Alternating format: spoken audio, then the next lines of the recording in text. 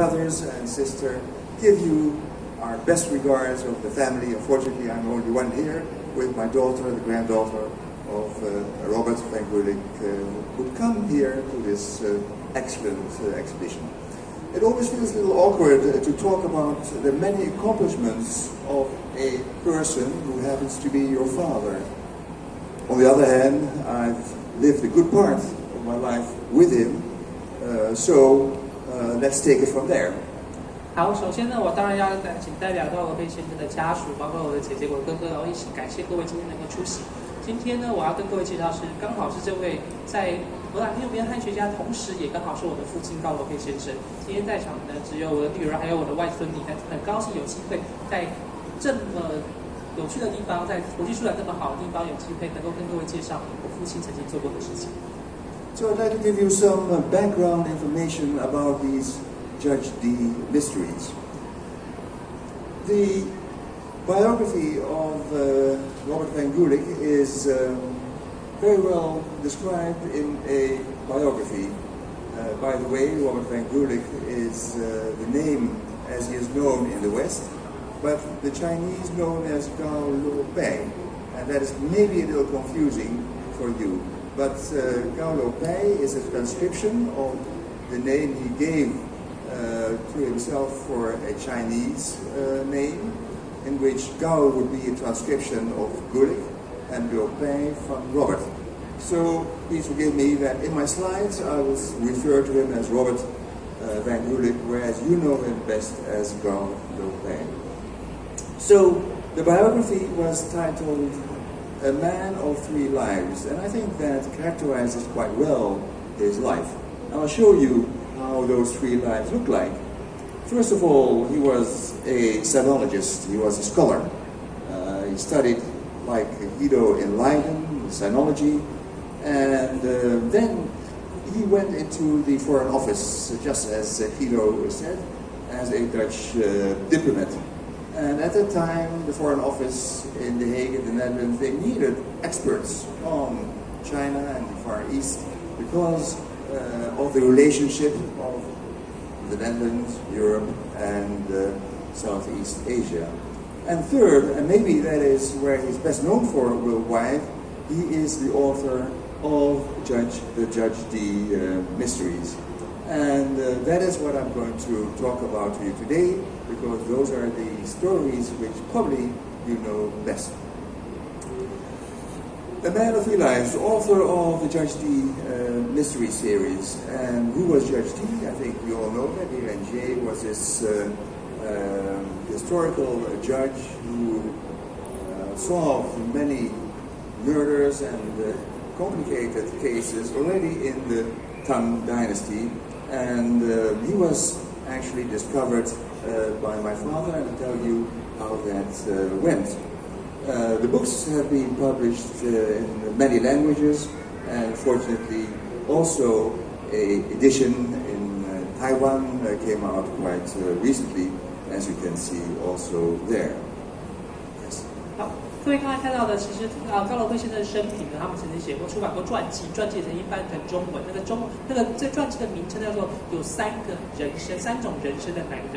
那在过程里面，刚才就像唐继来老师知道，唐继来代表提到的，他其实有三种不同的身份。一方面，他曾经在莱顿大学学习过汉学，他是汉学家；另外一方面，后来荷兰政府的他加入荷兰的外交体系之后呢，成为荷兰的外交官，派驻在重庆。当时荷兰就希望他们能够去这个外交官能够了解，无论是跟中国的关系、中国的历史，或者远东地区的历史，尤其再加上荷兰跟东南亚之间有非常深厚而复杂的关系，所以他同时既是汉学家，也是外交官。同时，另外一方面，他在世界闻名的地位跟角色，就是他是这个大唐提供案系列的作者。那他的作品呢，各位可以看到，其实出版过各种不同的语言。在台湾的时候，我们现在也很荣幸由大开文化出版了2本大唐提供案的著作。那大唐提供案的主角呢，当然我相信很多在座人都知道，是唐代的这个神探狄仁杰，他曾经破解过很多的悬案或谜案。So these Judge D has been now sharing the stage in the West with the famous detectives, as in France we have Maigret by Georges Simenon, We have, of course, Sherlock Holmes, the famous British detective. We have Agatha Christie with Miss Marple. And now we also have Judge Dee, the old mastermind of the Tang Dynasty, who shares the stage with these Western famous detective authors. And I think that was the goal of my father, that he wanted to show the Western world that in China, already in the Tang Dynasty, they had a tradition of detective stories, which of course was quite unknown in the West, and very surprising also, because those were very exciting stories of Judge Dee. So there is a book which has just come out by Sabrina Gao, which explains the whole, let's say, literature around detective fiction in China, in which the Judge Dee series are quite well exposed.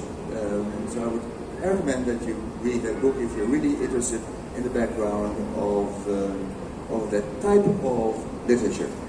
各位刚才看到的是因为高楼飞先生引荐的关系，所以现在西方的文学史里面呢，这个神探狄仁杰也跟很多在世界上各地非常知名的这些侦探的齐名。比如说刚才看到有福尔摩斯啊等等，在西方世界原本他们并不知道中国有这样的侦探小说的传统，或者是这种悬案小说的传统，所以透过高楼飞先生的写作跟引荐呢，让西方观众、西方读者能够了解到这号人物。那另外一方面，今年出的这一本那个博士论文里面也提到了高楼飞先生，还有给他们说。在上面给他的称号，中国的福尔摩斯，也就是狄仁杰他的这个角色，然后也因此有这样的专注去讨论高楼飞先生如何把狄仁杰带到了西方文学史当中。So I'm sorry something went wrong with this slide, but the title is Robert Van Gulik and his Chinese Sherlock Holmes, which I think is a very nice title for her book. So how did it all start? Well, it all started with the original text of Di Gum An about what has been written of him. And this is actually the woodblock print of the cover of the book which he first published, which was a translation of the ancient Chinese detective story by Di Gum An. So it was a translation of the celebrated cases of Di Gum An, and it was all about Di Renjie, who lived in the Tang Dynasty. So, how did he find that book? It was that he was a diplomat in Tokyo at the time the Pacific War broke out, and all the Allied diplomats had to leave Tokyo on one ship, the Tatsuta Maru, and they were only allowed to take one suitcase. And so he put some things in the suitcase and grabbed a book from the shelf, which he put in that suitcase, and that was Di Gum An, the Chinese version of Di Gum An. So fortunately, he took the right book and put it in his suitcase. 各位看到当时呢，其实高楼飞先生跟狄仁杰之间的这个互动，第一次呢，其实因为高楼飞先生读了狄公案之后，他觉得狄仁杰这个角色很有意思，想把这样的故事介绍给西方的读者，所以他就自己去翻译，把这个狄公案原版的故事呢翻译成荷兰文中出版。刚才各位有看到那个是在他们荷兰文版本的时候的那个版画封面。那他跟狄公案之间的连结，第一次呢，是因为当时他原本高楼飞先生原本派驻在日本，可是因为二战的关系，因为太平洋战争爆发之后，所有盟军的外交官都必须要离开日本。他们在离开日本就是搭了大列车的神田丸。那神田丸上呢，每个外交官只能带一件随身行李，就一个皮箱。在这个皮箱里面呢，那个高楼飞先生当时想说，在船上面的时间很无聊，那我必须要带本书来打发时间，所以他当时选的书就是选上了介绍狄公案的这本书。So this is the Chinese book of Di Gum An, which in fact was from the Ming Dynasty. And when he read that book, he was so surprised that this Judge Di Renjie, already in the Tang Dynasty, was acting as a detective and solved very complicated cases. So this is another picture from that book which inspired him to translate it.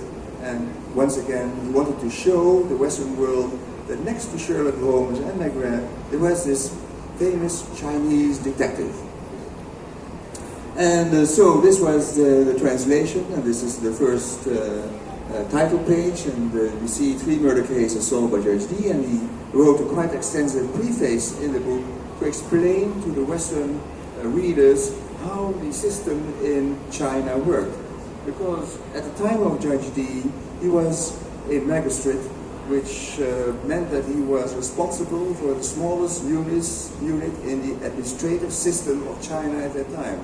He was not only the judge, but he also was the mayor of the city, and he was also the chief of police. So he had 3 functions combined in one, and with these 3 functions, he had to solve murder cases which happened to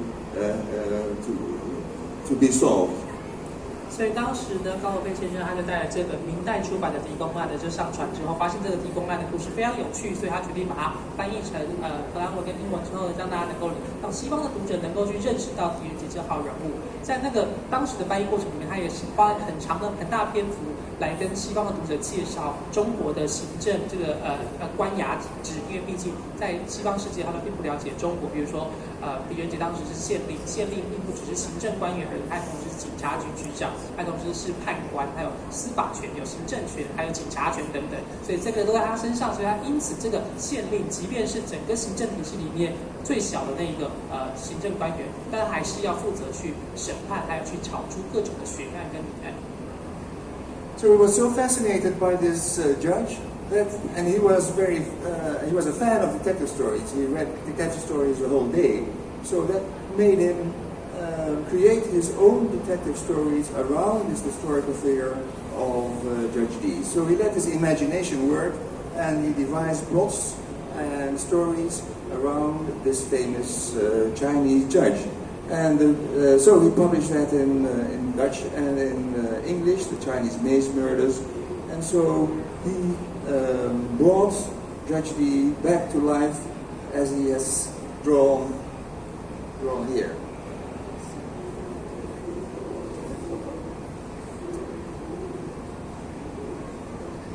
当时呢，除了这个高罗贝先生除了翻译原来的狄公案之外，他就觉得狄仁杰这个角色非常的精彩，非常的有意思，很多层次，所以他觉得他自己很喜欢看侦探小说，看了各国的侦探小说之后，他觉得他自己也可以来以狄仁杰为原型或这个最出发点去写他自己所发展出来的侦探小说故事。所以各位现在看到这些大行狄公案，都是高罗贝先生后来依据狄仁杰这个角色之后所自己发展跟撰写出来的故事。So this is the logo of Judge Dee, which was from his imagination. It was a person with a high stature and a beard, and that is the way we see Judge Dee all along the mysteries. Now the Judge Dee series have been translated to 29 languages, and still now, although already died, and these books are 60, 70 years ago, they still are read by people. So I think that's quite extraordinary that these books are timeless. And why are these books so timeless, I think? Why is it that Judge Dee remains on the stage after so many years?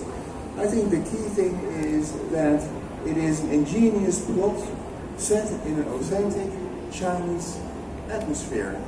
And that is something so special because people feel that they are right in the middle of China in the Ming Dynasty with all the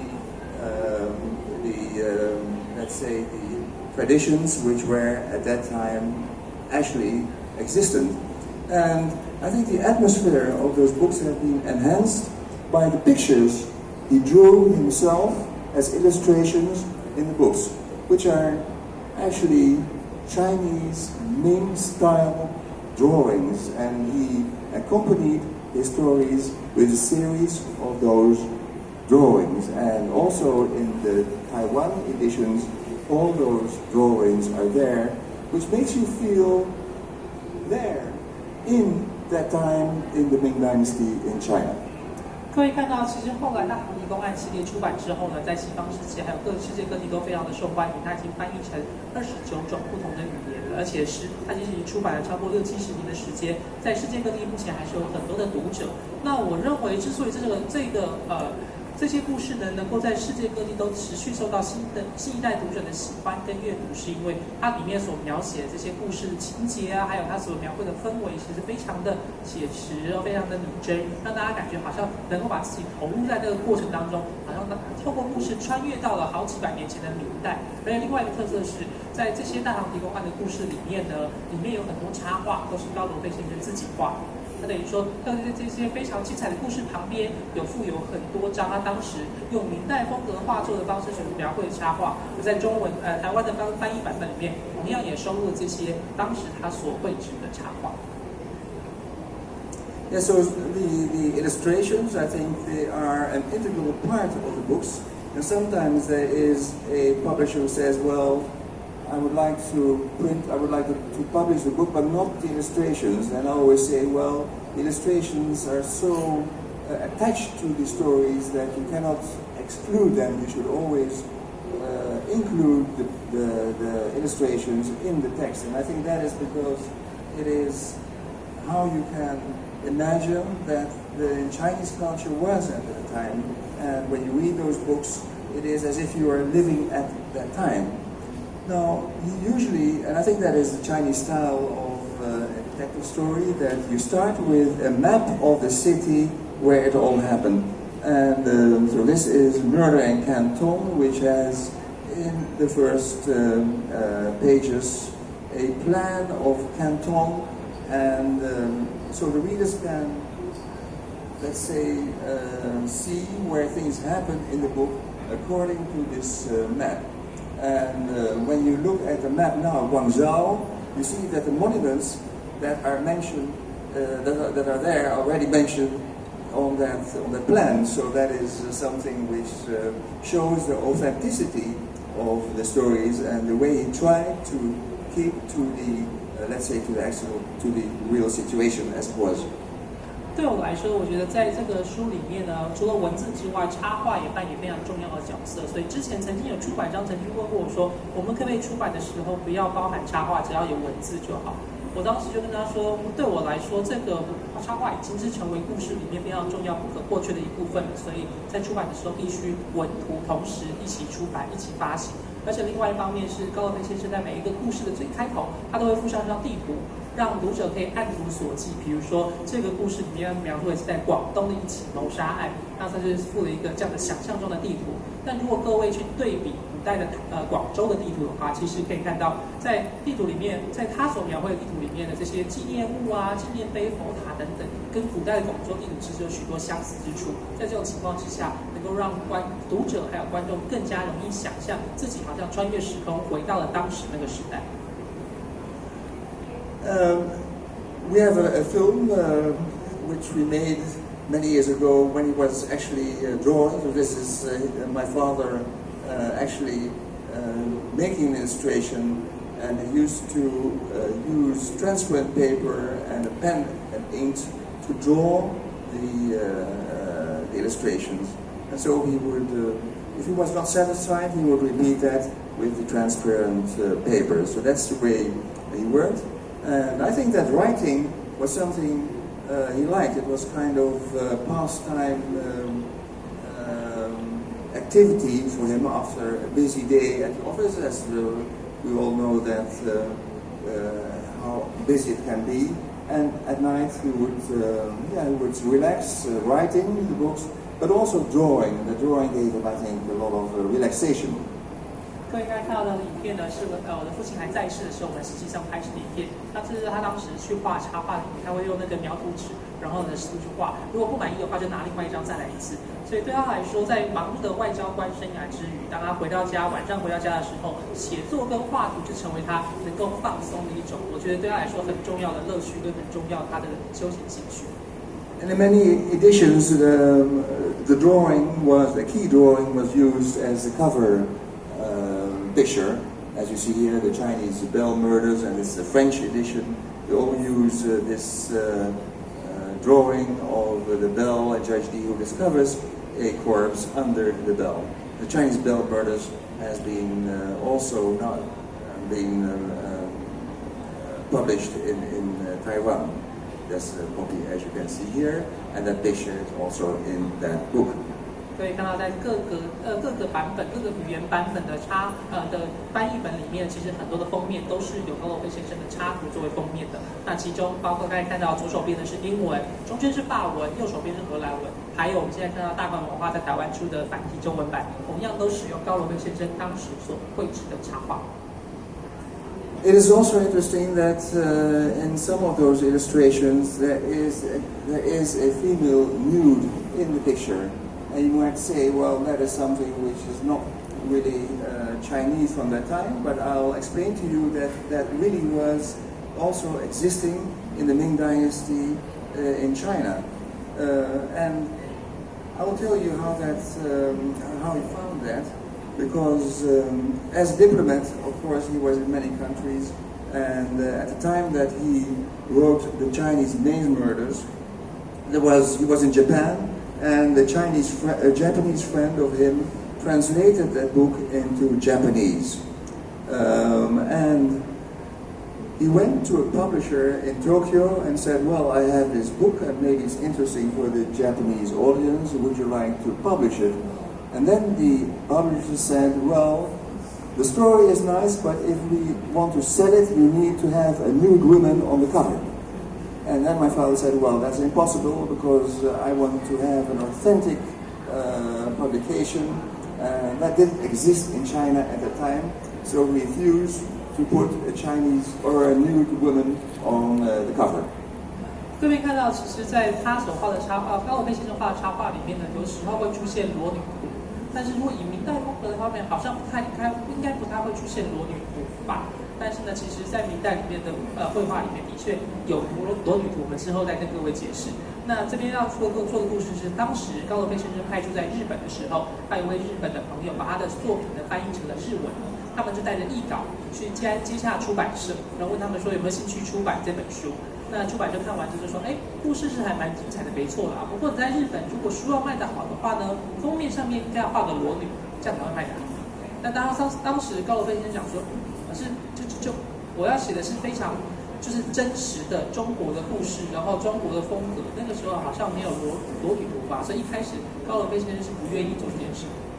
But as you can see here, there was a publication in Japan with a nude woman, and that was because when he got that question of the publisher, he went to look into the literature in China and went into old antique shops and bookshops to see if he could find literature on nude traditions in China of that time.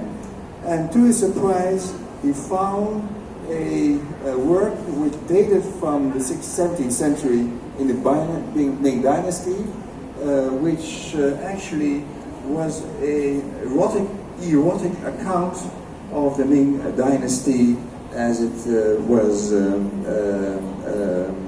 as he found that. It was very curious and very unusual, of course, that he did find it.